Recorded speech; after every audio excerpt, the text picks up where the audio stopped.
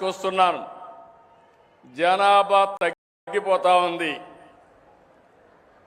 ఎప్పుడైతే ఆదాయం పెరుగుతా ఉందో ఆటోమేటిక్గా కొంతమంది ఒక పిల్లవాడితోనే సర్ది పెట్టుకుంటున్నారు.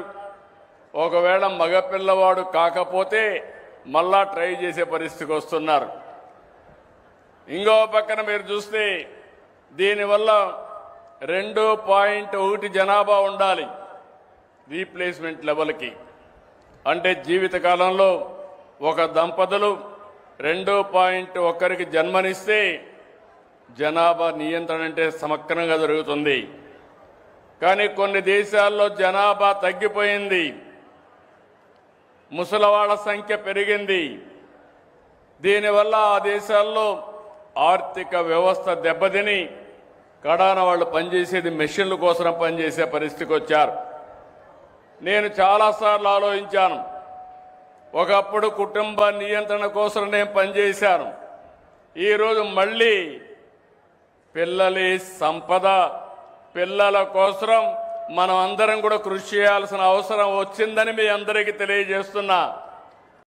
అందుకని నేను ఇంకొక నిర్ణయం కూడా చేసుకొని నెలలో వస్తున్నా మీ దగ్గరికి. మూడో చైల్డ్కి 30,000 రూపాయలు పుట్టిన వెంటనే ఇస్తాం. 4వ చైల్డ్కి 40,000 రూపాయలు ఇస్తాం.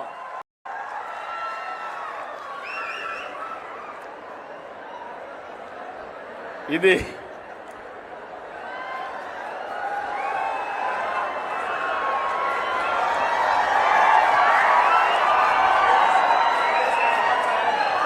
ఏంటి? ఇది కరెక్ట్ అయిన నిర్ణయం అని మిమ్మల్ని అడుగుతున్నా. మా ఆడబిడ్డలు చెప్పండి అమ్మా, మీరేమంటారు?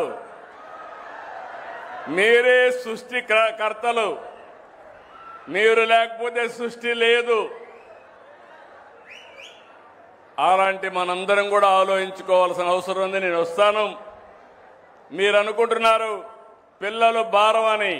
కాదు, పిల్లలే మీకు సంపదను నిరూపించే బాధ్యత నాదని మరొక్కసారి హామీ ఇస్తున్నా. ఇంకా పగడ్బందీగా చేస్తాం. అంగన్వాడీలను ఇంకా బాగా చేయడం. మొదటి తారీఖు వస్తానే మీ అకౌంట్లో 15,000 రూపాయలు తల్లికి వందనం కింద మీ అకౌంట్లో వేస్తున్నా. భగవంతుడు కరుణిస్తే ఇంకా పెంచే బాధ్యత కూడా తీసుకుంటానని మీ అందరికీ హామీ ఇస్తున్నా. ఇప్పుడిప్పుడు చాలా కష్టాలున్నాయి, ఇన్ని అధిగమించాలి. 4వ ప్రోగ్రాం ఈరోజు నేను చేసే పని మీరు చూస్తే 5 సంవత్సరాలు గొడ్డలి పార్టీ చేసిన అరాచకం, మీ ఆస్తులన్నీ మార్చేశారు. అందుకే నేను ఒకటి ఆలోచించాను, జీవితంలో మళ్ళీ మీ భూముల జోలుకు రాకుండా టెక్నాలజీ బాగా అభివృద్ధి చేశాం. Block chain technology, QR code పెట్టి మీ భూములు సర్వే చేసి మీ ఆమోదంతో మీ రికార్డు మీకు ఇచ్చే బాధ్యత సంవత్సరం పెట్టుకున్నా. రాబోయే 2027 మార్చికి ఎక్కడా భూ తగాదాలు లేకుండా చేసే బాధ్యత ఈ ప్రభుత్వానిది. ఈ 4 తీసుకొని అనుకుంటే లాభం లేదు.